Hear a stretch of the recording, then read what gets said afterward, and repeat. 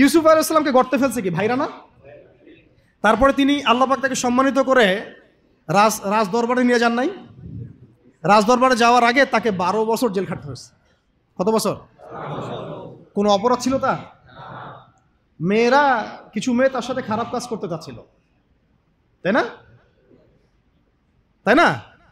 দেখেন, ইউসুফ আলাইহিস সালামের আমরা বাহ্যিক সৌন্দর্য নিয়ে কথা বলি সবাই, যে ইউসুফ আলাইহিস সালাম খুব সুন্দর ছিলেন দেখতে, তাই না? অর্ধেক সৌন্দর্য তাকে দেওয়া হয়েছে। আমাদের নবীজি বলেছেন মেরাজের রাতে আমি ইউসুফ আলাইহিস সালামের সাথে সাক্ষাৎ হয়েছে, এটা তো জানেন।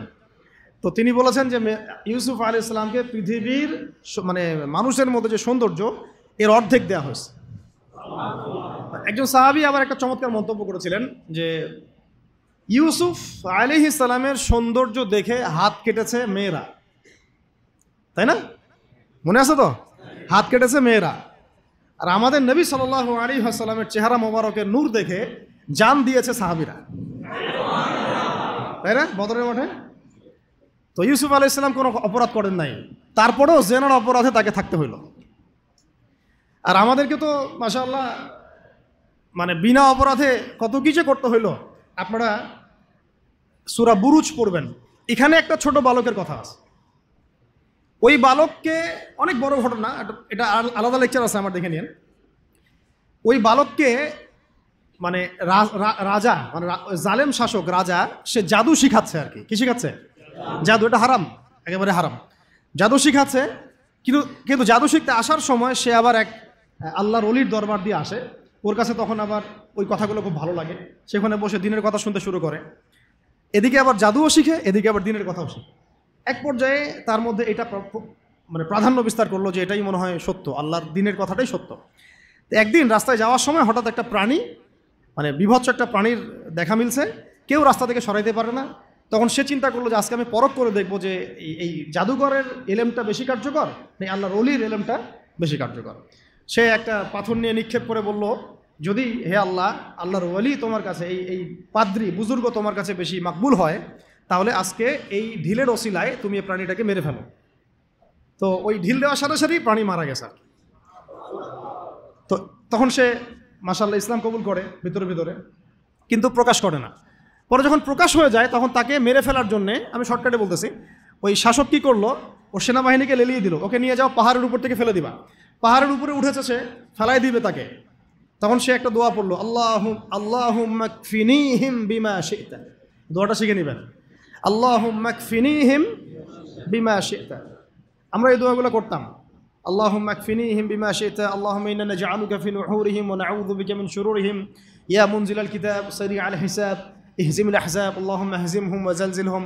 এগুলোর যে ইফেক্ট এটা আমরা নিজের চোখেই দেখেছি, ঠিক আছে? এই দোয়াগুলো শিখবেন। তো সে দোয়া করলো আল্লাহুম্মা কফিনিহিম বিমা শি'তা। তো তাকে তো ফেলাতে পারলোই না, বরং ওরাই নিজে পড়ে গেছে। সে হেঁটে হেঁটে রাজদরবারে আসছে, কী হলো, তোমাকে মারতে পাঠালাম, কী সমস্যা, কীভাবে আসলা? এইভাবে। আবার পাঠাইছে সেনাবাহিনী, যাও একে সমুদ্রের মাঝখান থেকে ফেলে দিবা, ওর সাগর থেকে ফেলে দিবা। ওই সাগরের মাঝখানে নিয়ে যাওয়া হলো, ওখানেও সে আবার দোয়া করছে আল্লাহুম্মা কফিনিহিম বিমা শি'তা। সাগরে ঝড় ওঠা শুরু হলো, ওর সেনাবাহিনী পড়ে গেছে, সে আবার সেফ অ্যান্ড সাউন্ড চলে আসলো রাজদরবারে। কি সমস্যা হে তোমার, তোমাকে মারা যাচ্ছে না কেন? এই ছেলেটাকে বাদশা বলতেছে যে তুমি কে হে, মারা যাচ্ছে না কেন? তো সে বলতেছে, দেখেন আপনি যদি আমাকে মারতেই চান তাহলে আমি যেটা বলি সেটা করেন। কি সেটা? আপনি রাজ্যের সমস্ত মানুষকে জড়ো করেন, করে আমাকে খেজুর গাছের সাথে বেঁধে দিবেন, দিয়ে আমার ধনুক থেকে একটা তীর বের করবেন, তীরটা বের করে সবার সামনে এইভাবে নিশানা লাগায় বলবেন বিসমিল্লাহি রব্বি হাযাল গোলাম। মানে হচ্ছে আমি এই ছেলেটার রবের নামে তীর নিক্ষেপ করছি। কি বুঝলেন? আমি এই ছেলেটার রবের নামে তীর নিক্ষেপ করছি। তো রাজা তো ব্যাস, যারা একটু ক্ষমতাশীল হয় তারা একটু মোটা বুদ্ধির হয়, তো তারা এই কাজই করলো, সমস্ত লোকজনকে জড়ো করে বিসমিল্লাহি রব্বি হাযাল গোলাম নিক্ষেপ করলো। ছেলেটার হাদিসের মধ্যে আসছে ছেলেটার এই জায়গায় তীর ঢুকে দিক দিয়ে বের হয়ে গেছে, তো সে শহীদ হয়ে গেছে আলহামদুলিল্লাহ। এমন এই দৃশ্যটা দেখার পরে ওইখানে উপস্থিত সব মানুষ ইনস্ট্যান্ট দেন লা ইলাহা ইল্লাল্লাহ এটা সাক্ষীতে মুসলিম হয়ে গেছে। তাহলে মহাকাব্য রচিত হলো। তো তখন এই রাজা তো মাথা খারাপ, আরে একজনকে নিয়ে পারি না এবার সবাই। তখন ওইখানেই গর্ত খোঁড়া হয়েছে, গর্ত খুঁড়ে সবাইকে আগুনের মধ্যে নিক্ষেপ করা হয়েছে। এই ঘটনার নাম আসহাবুল উখদুদ। আসহাবুল, সূরা বুরুজের মধ্যে পাবেন। মহাকাব্য রচিত হয় না? ওই সময় এক মায়ের একটা সন্তান, হ্যাঁ, মা লাফ দিবে আগুনে, কিন্তু সন্তান আছে, সে হেজিটেট ফিল করতেছে। ওই যে সন্তান, এই দুধের বাচ্চা তখন কথা বলে ওঠে যে মা তুমি চিন্তা করো না, মা তুমি চিন্তা করো না, তুমি লাফিয়ে পড়ো আগুনে, ইনশাল্লাহ আগুনের পরেই জান্নাত আছে। তো এরকম ঘটনা আরও ঘটছে। ফেরাউনের স্ত্রী, ফেরাউনের দাসী, ওই যে আসিয়া, নাম মনে আছে তো? অনেকে আসিয়া, আবার অনেকে অন্য নামও বলে। তার সন্তানকে এভাবে গরম তেলে ফেলে দেওয়া হয়েছিল, এবং তাদের সেই যে মাকবারা, কবর, সেখান থেকে নবী সাল্লাল্লাহু আলাইহি ওয়াসাল্লাম তার যে জান্নাতের ঘর, আল্লাহ পাক তাকে জান্নাতের ঘর দিয়েছেন, ওই ঘরের যে ঘ্রাণ, এটা নবী সাল্লাল্লাহু আলাইহি ওয়াসাল্লাম মেরাজের রাতে পেয়ে এসেছেন। সুবহানাল্লাহ। এগুলো কিন্তু মহাকাব্য রচিত হয়েছে। ফেরাউনের দাসী মহাকাব্য রচনা করেছেন। আসহাবুল উখদুদের এই বালক মহাকাব্য রচনা করেছেন। ওই উখদুদের সেই মানুষগুলো মহাকাব্য রচনা করেছেন, তারাও জীবন দিয়েছেন, তাদের জীবন দেওয়া ব্যর্থ হয় নাই। হয়েছে? এরকম আরও অনেক হিস্ট্রি আছে, একটা একটা করে বলতে গেলে অনেক। একটা কথা মনে পড়লো যে সূরা ইয়াসিন আপনারা পড়েন না অনেকেই? সবাই সকালবেলা সূরা ইয়াসিন পড়বেন, আমলটা করবেন। ফজরের নামাজের পরে সূরা ইয়াসিন পড়ার অভ্যাস করেন। আমি তো বলি সূরা ইয়াসিন মুখস্থ করে ফেলেন। কিছু কিছু বিষয়ে নবীজি চাইতেন যে উম্মার কলিজার মধ্যে থাক। তার মধ্যে সূরা মুলক আছে, তিনি চাইতেন সবার যেন এটা হিফজ থাকে। সূরা ইয়াসিন একটা অনবদ্য সূরা, এটা আপনার যে কোনো হাজতও পূরণ করতে পারে ইনশাআল্লাহ, আপনি আল্লাহর হেফাজতে থাকবেন।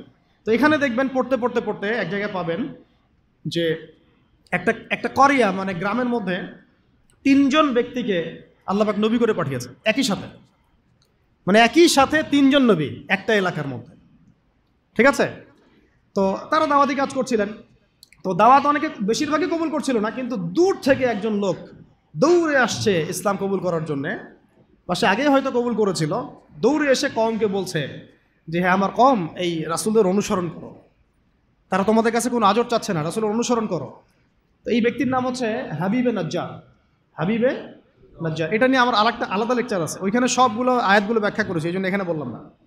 শর্ট করে বলতেছে, হাবিবে নাজ্জারকে তারা হত্যা করে, এবং তাকে হত্যা করার পরপরই, মানে সাথে সাথেই আল্লাহ রাব্বুল আলামিন তাকে জান্নাতে তার থাকার জায়গা দেখায় দেয়, এবং সে বলে যে ইয়া লাইতা কওমি ইয়ালামুন, হায় আমার কওম যদি জানতো যে আজকে আমি কত সফল। হয়তো আমাদের শহীদ ভাইরা এই কথাই বলতেছে যে আমাদের কওম যদি জানতো যে আজকে আমরা কত সফল। তো এই হাবিবে নাজ্জারের জীবন দেয়াটা কিন্তু মহাকাব্যে পরিণত হয়েছে। আসহাবুল কাহফও জীবন না দিলেও তারাও কিন্তু তাদের পুরো সভ্যতা থেকে বেরিয়ে গিয়েছিলেন। একটা শিরকে পরিপূর্ণ সভ্যতা, জুলুমের পরিপূর্ণ সভ্যতা থেকে তারা বেরিয়ে গিয়েছিলেন।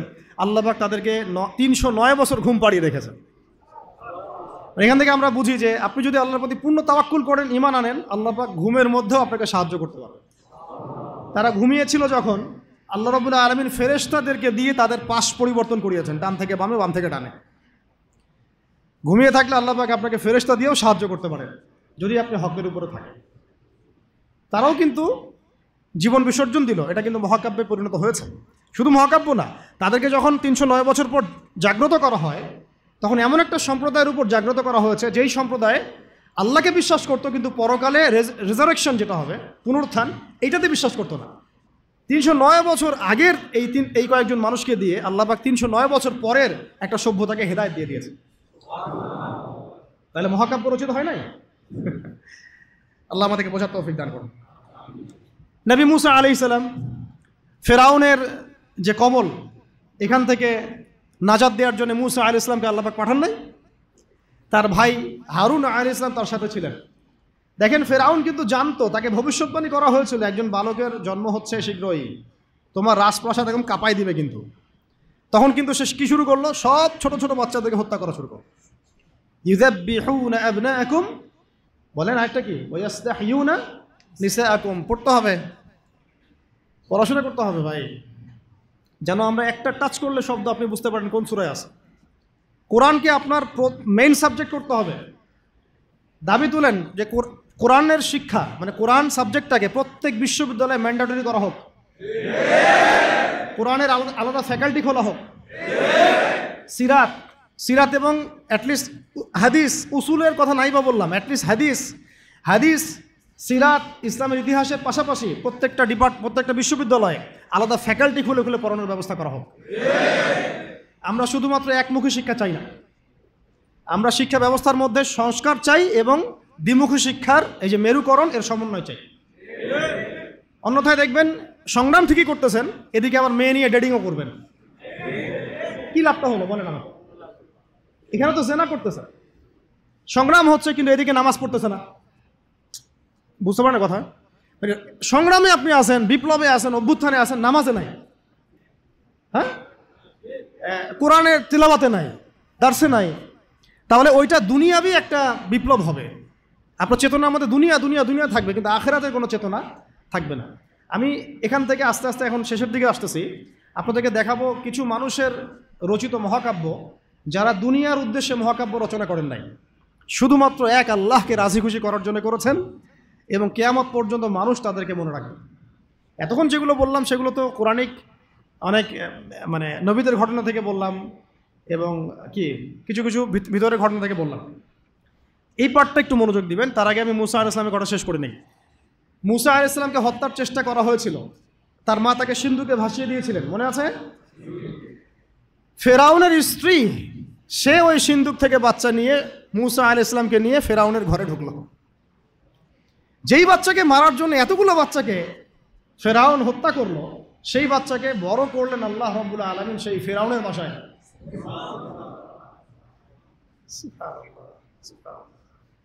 আল্লাহু আকবার। বাংলাদেশ এটাও দেখলো যে গুটি কয়েক মানুষকে একেবারে সমূলে মিটিয়ে ফেলার জন্য এত কিছু করলেন, ওই মানুষগুলো আপনাদেরকে দেশ ছাড়তে বাধ্য করল। সুবহানাল্লাহ, সুবহানাল্লাহ। দেখেন আমি কিছু চিন্তা করি মাঝে মাঝে, যেই শাহবাগ থেকে আপনারা নবীকে গালি দিয়েছেন, হ্যাঁ, যেই শাহবাগ থেকে নাস্তিকতার আন্দোলন হয়েছে, ওই শাহবাগ থেকে এবার আওয়াজ উঠেছে খেলাফত।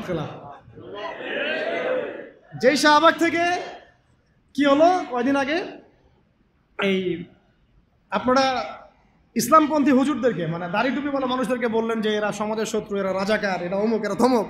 ওখান থেকে ওই বিশ্ববিদ্যালয়গুলো থেকে শাহবাগ থেকে আওয়াজ উঠলো, তুমি কে আমি কে, রাজাকার।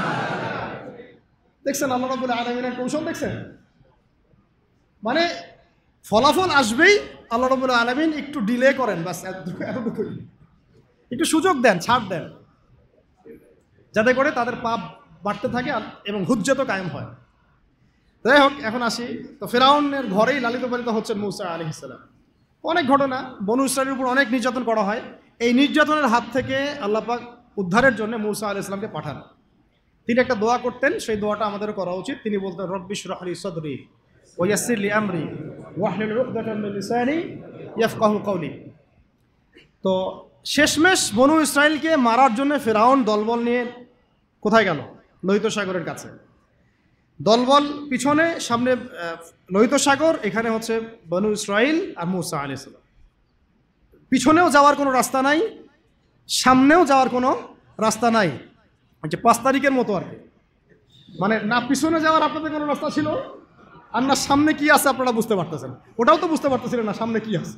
এবার যদি মানে আল্লাহ পাক কোনো রাস্তা না খুলেন, তাহলে হয় সাগরে ডুবে মরতে হবে, না হলে বনু ইসরাইল এই ফেরাউনের হাতে মারা যাবে, দলবলের হাতে। তখন এই যে একটা কথা, তখন বনু ইসরাইলের মধ্যে একজন ব্যক্তি মুসা আলাইহিস সালামকে বলেছিল, ইয়া মুসা, হে মুসা, ইন্না লামুদরাকুন, আমরা তো ধরা পড়ে গেলাম। কি বলেছে? ইন্না লামুদরাকুন, আমরা তো ধরা পড়ে গেলাম। তখন মুসা আলাইহিস সালাম ব্যর্থহীন ভাষায় বলেছেন, কাল্লা, কোশ্চিন কালেও নয়। তোমরা বলছো আমরা ধরা পড়ে গেছি, কোশ্চিন কালেও না, আমার রব আমার সাথে আছেন, নিশ্চয়ই তিনি আমাকে পথ দেখাবেন। বলার সাথে সাথেই মুসা আলাইহিস সালামের কাছে ওহী আসলো, লাঠিটা ছুঁড়ে মারেন। লাঠি ছুঁড়ে মারলেন, এই লোহিত সাগর চিরে 12টা রাস্তা হয়ে গেল। তাই লোহিত সাগর আমরাও সফর করছি, গেলে বুঝতে পারবেন যে কিভাবে সম্ভব এখানে এইভাবে রাস্তা হওয়া। সুবহানাল্লাহ। এভাবে আল্লাহ পাক একটা মাজলুম সম্প্রদায়কে মুক্তি দিলেন, আর পুরা ফেরাউনের দলবলকে ওইখানেই ডুবাই মারলেন। মারেন নাই? সদল বলে ডুবে মরতে হবে যদি আল্লাহর বিধানের বিরুদ্ধে চলে যান। বাংলাদেশে একটা নজির তো হয়ে গেছে, এরপরে যারা আসতেছেন তারাও যদি একই রকম পথে হাঁটেন আপনাদেরকেও এইভাবেই মরতে হবে। তখন কেউ কিন্তু আপনাদেরকে বাঁচাইতে পারবে না। সতর্ক হয়ে যান, ইতিহাস থেকে শিক্ষা নেন।